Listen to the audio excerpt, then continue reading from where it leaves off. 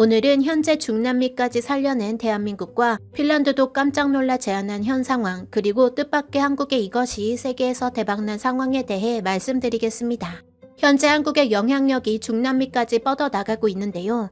이는 확진자 급증 사태로 어려움을 겪는 국가들의 과학기술을 활용한 처방전을 내놓았기 때문입니다.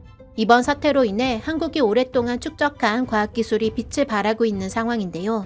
과학기술정보통신부는 한국정보화진흥원과 함께 공적개발원조 사업의 일환으로 중남미 지역의 마스크와 원격 강의를 지원했다고 지난 23일 밝혔습니다. 과기부와 정보화진흥원은 현재 42개국의 49개 정보접근센터를 운영하고 있습니다. 특히 한국 파라과이 정보접근센터는 이번 사태를 해결하기 위해 최근 아순시온 국립대학과 3차원 프린터를 이용한 마스크 제작 프로젝트를 추진했는데요. 이를 통해 현재까지 의료진용 안면 마스크를 1200여 개를 제작해 파라과이 병원에 기증했습니다. 뿐만 아니라 앞으로도 5000여 개 마스크를 생산해 병원에 지속 기증할 계획이라고 하는데요.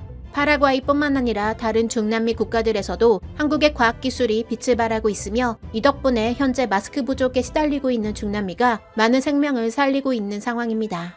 이에 대해 비비아나 멘디에타 파라과이 정보통신기술부 디지털 본부장은 이번 프로젝트가 파라과이의 극복에 큰 힘이 되고 있다면서 한국이 3D 프린터와 같은 정보통신기술 기자재를 지원해 가능했던 일이라고 감사를 표했습니다. 그리고 한국 코스타리카 정보접근센터는 원격 강의 전환에 필요한 응용 프로그램 매뉴얼과 가이드라인을 제작 배포했고 교육기술 지원도 제공하고 있습니다. 이를 통해 약 1만 명이 넘는 국립기술대학 학생들이 안정적으로 수업에 참여할 수 있었는데요. 또 다른 중남미 지역들도 한국의 도움을 받고 있는 상황입니다. 다음은 핀란드가 깜짝 놀라 제안한 현 상황에 대해 말씀드리겠습니다. 사울리 니니스퇴 핀란드 대통령이 22일 문재인 대통령과의 정상 통화에서 한국이 이번 사태와 관련한 전략을 세계와 공유하며 유리한 고지에 올라있고 국제사회에서 한국의 목소리가 그만큼 커졌다라고 평가했는데요. 그러면서 이번 사태 이후 더 새롭고 확대된 한국과의 협력을 준비하고 있겠다라며 사태가 진정되는 대로 양국 간 항공 직항 노선 재개를 비롯한 인적 경제적 교류의 정상화를 제1순위로 제안했습니다.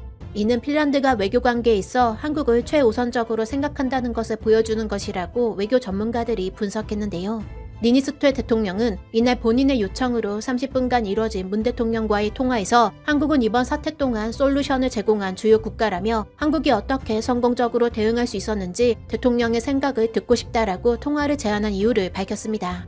그리고 니니스퇴 대통령은 핀란드도 한국의 대응을 보고 흡사한 대응 전략을 수립했다면서 경제가 돌아가려면 국제협력이 중요하다는 대통령의 말씀에 전적으로 공감하고 한국이 확진자 급증 사태에 가장 효과적으로 대응한 국가로서 여타 분야에서도 한국 고유의 전략을 전 세계와 공유하는데 매우 유리한 위치를 선점한 것으로 평가된다라고 전했습니다. 이에 문 대통령은 핀란드의 검체 샘플을 우리 임상연구소에서 진단검사하고 있는 것을 양국 간 방역협력의 좋은 사례로 꼽았는데요. 그러면서 핀란드가 세계보건기구 집행이사회 부의장국으로서 자발적 기여금을 늘리고 최근 서울에 있는 국제백신연구소 설립협정국에 가입키로 하는 등 국제보건 협력에 적극 기여하고 있다고 평가했습니다. 그리고 문재인 대통령은 니니스퇴 대통령의 제안을 받아들여 이번 사태가 끝난 후 양국 간 항공 직항 노선 재개를 비롯한 인적, 경제적 교류의 정상화를 위해 노력하겠다고 전했습니다. 다음은 뜻밖의 한국의 이것이 세계에서 대박난 상황에 대해 말씀드리겠습니다. 이번 사태로 인해 재택근무가 확산하면서 한국의 10대 수출품에 컴퓨터가 재진입했는데요. PC, 노트북 등 컴퓨터 품목의 수출은 특히 2월과 3월에 80%대의 가파른 증가세를 보이며 한국 수출에서 차지하는 비중도 12년 만에 가장 커졌습니다. 컴퓨터는 2018년 12에서 2019년 10위권 밖으로 밀렸으나 올해 들어 재택근무의 확산에 힘입어 전체의 2.4%인 31억 7,700만 달러를 수출하며 9위를 기록했는데요. 수출 통계상 컴퓨터는 노트북, 데스크탑, 모니터, 프린터, 스캐너, SSD, 컴퓨터 부품을 아우릅니다. 그리고 컴퓨터와 함께 수요가 늘어난 품목 중 하나인 무선 통신기기의 수출액은 31억 3,300만 달러로 전체에서 차지하는 비중이 컴퓨터와 같았는데요. 수출당국 관계자는 이번 사태로 재택근무와 실내 활동이 늘고 온라인 교육, 쇼핑, 게임, 스트리밍 서비스 등의 활성화로 온라인 트래픽이 증가해 반도체, 컴퓨터, 무선 통신기기와 같은 정보기술 관련 품목의 수출이 늘었다라고 설명했습니다. 미국의 경우 재택근무와 학교 수업의 온라인 강의 전환, 홈스쿨링 확산으로 컴퓨터, 모니터, 키보드, 마우스 등의 판매가 크게 늘었는데요. 벨기에는 모든 기업의 재택근무가 의무화됐고 덴마크는 사기업뿐만 아니라 공무원도 재택근무를 하도록 해 유럽 국가로의 수출도 늘어나는 상황이라고 전했습니다. 이같이 앞으로도 다양한 한국산 물품들이 세계 각국에서 대박났으면 좋겠습니다.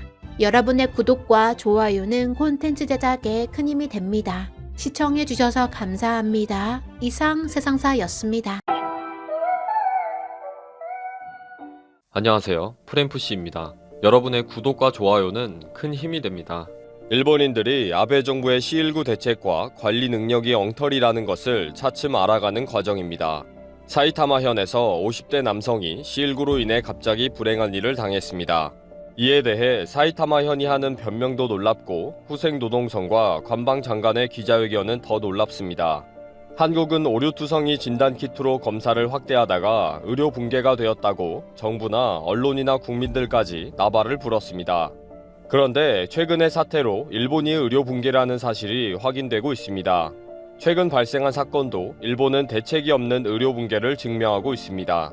최근 일본에서 일주일 사이에 불행한 일을 당한 노숙자들의 사인이 C19 최종 판정으로 밝혀졌습니다. 일본 경시청에 의하면 3월 중순부터 22일까지 경찰에서 사인을 확인할 필요가 있는 사람들을 조사 결과 15명이 C19 최종 판정 결과가 나왔다고 합니다. 전원 남성이며 도쿄가 9명, 사이타마현, 효고현, 미해현 등 전국에서 같은 결과가 나왔는데 일본 사회에서는 이미 C19가 널리 퍼져 있는 것은 아닌지 우려하고 있습니다. 그동안 고령층이 갑자기 불행한 일을 많이 당하고 있는데도 그냥 사인 규명 없이 바로 화장하는 것 때문에 일본 정부가 실상을 조작하고 있다는 의심을 받고 있습니다. 그런데 이번 경시청의 발표로 이러한 의심이 사실이라는 것이 증명되었다고 보고 있습니다. 그리고 사이타마현에서 50대 남성 C19 최종 판정자가 자택에서 대기하고 있다가 갑자기 악화가 되어서 불행한 일을 당했다고 합니다. 11일에 발열과 기침 증상을 보여서 진단검사를 한 결과 16일에 새로운 최종 판정자로 확인이 되었습니다. 그러나 입원할 병실이 없다고 해서 자택에서 대기를 하고 있었습니다. 사이타마현에는 최종 판정자 689명 중에 87명이 퇴원하고 349명이 자택 대기를 하고 있는 실정입니다. 그동안 일본 전역의 자택 대기자가 몇 명인지를 한 번도 데이터를 공개한 적이 없는데 이번 일로 사이타마현이 공개를 한 것입니다. 이번 50대 남성의 불행한 일에 대해 사이타마현의 오오노 지사는 앞으로 자택 대기자에 대한 경과 관찰을 좀 더 세밀하게 하겠다. 그리고 병원과 협의해 구급 이송 태세를 갖추겠다. 전문가의 의견이 일주일 안에 갑자기 악화되는 사례는 거의 없었다고 했기 때문에 자택 대기를 불가피하게 하게 되었다. 그래서 사이타마현의 판단에는 잘못이 없다 라고 했습니다.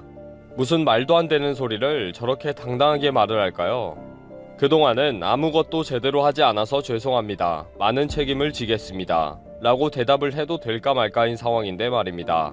후생노동성은 숙박시설을 확보하지 못한 현은 자택 대기를 인정할 수밖에 없다 라고 말하면서 모두 입원시킬 수 없는 병실 부족이 현실이라고 했습니다. 이에 대해 아사히신문은 일본 정부는 최종 판정자가 급증하면서 가벼운 증상을 가진 자에 대한 대응까지 신경을 쓰지 못하는 의료체계의 붕괴가 왔다 라고 비판했습니다. 도대체 지금까지 뭐하다가 이제 와서 이런 말을 하는지 일본인들은 정말 낯짝이 두껍네요. 또 스가 요시히데 관방장관은 자택 대기자에 대한 숫자와 경과를 앞으로 파악을 하겠다 라고 해서 숫자조차 파악하지 않고 있었음을 시인하기도 했습니다. 앞으로 증상이 가벼운 사람들은 정부에서 준비한 숙박시설에 들어갈 수 있도록 방향을 만들겠다. 그리고 병원 이외에서 불행한 일을 당한 사람들에 대해서도 인원 파악 등 기본적인 조사를 진행하겠다 라고 해서 일본 국민들을 놀라게 했습니다. 그러면 그동안 한 게 무엇인지 묻고 싶다는 거죠. 이에 대해 일본 국민들은 수천 개의 댓글로 분노를 표했습니다. 국회의원에게 증상이 있으면 바로 진단검사를 하고 바로 입원하고 극진한 간호를 받았겠지. 지금까지 아무런 파악조차 하지 않았다니 결국 관심이 없었던 거지. 더러운 마스크를 보내주고는 세금은 꼬박 챙겨가고 뭐 하나 좋은 일이 없다. 지금까지 파악하지 않고 있었다는 것에 놀랐다. 정부의 무능이다. C19가 국난이라고 위기의식을 가지라고 하더니 이 정부는 안 된다. 당장 바꾸자. 도쿄는 검사받기 위해 열흘이 걸리고 결과 받는데 일주일이 걸리지. 그 안에 다 어떻게 되겠어. 그동안 최종 판정자 숫자는 거짓이었네. 이 정보는 믿을 수가 없어. 중국과 북한과 같아. 아베와 코이케는 도쿄올림픽 때문에 C19 대책을 게을리했잖아. 이미 일본에 다 확대되었다. 일본은 지금 최악의 상황에 몰려 있습니다. 이렇게 될 때까지 아베는 아무런 준비도 하지 않고 있었음이 계속 드러나고 있습니다. 특히 진단검사를 소극적으로 하면서 최종 판정자들이 자신도 알지 못하는 사이에 C19를 부지런히 전파하고 다닌 꼴이 되어버렸습니다. 진단검사 후에 최종 판정자로 확인이 되어도 자택 대기를 하는 인원이 몇 명인지를 그동안 파악할 생각도 없었다는 것이 드러났습니다. 한국이 의료 붕괴라고 그렇게 노래를 부르더니 결국은 본인들이 의료 붕괴가 되고 있습니다. 실제 그 증거들이 하나씩 드러나고 있습니다. 이번 영상은 여기서 마치겠습니다. 시청해주셔서 감사합니다.